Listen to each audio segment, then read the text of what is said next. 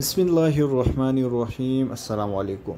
Saudi हुकूमत ने 5 साल कैद और 3 लाख रियाल जुर्माना मुकर्रर किया है। ये उन लोगों के लिए है जो रास्ते में या कहीं पे भी किसी को छेड़ते हैं। तो यह इस खबर पे नज़र डालते हैं।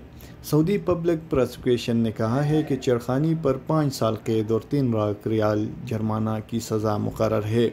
सबक वेबसाइट के मुताबिक इसका और भी डिटेल बताया है कि छेड़खानी का शिकार होने वाले अफराद को चाहिए कि वो मुतल्लिक़ इदारों को मुतल्लिक़ कर ले। छेड़खानी का शिकार होने वाली ख़वातीन को यह हक़ हरगिज़ नहीं पहुँचता कि वो अपने क़ानूनी हक़ से दस्तबरदार हो जाए। ऐसा करने पर वो छेड़खानी करने वाले को खिलाफ वर्जी करने की परशा दे रही है।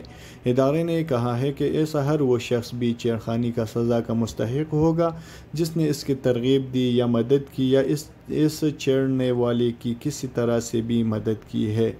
इदारे ने ये कहा है कि मुआशरे से इस मनफी रवैये को ख़त्म करने के लिए तमाम अफराद को मिलकर ताउन करना चाहिए।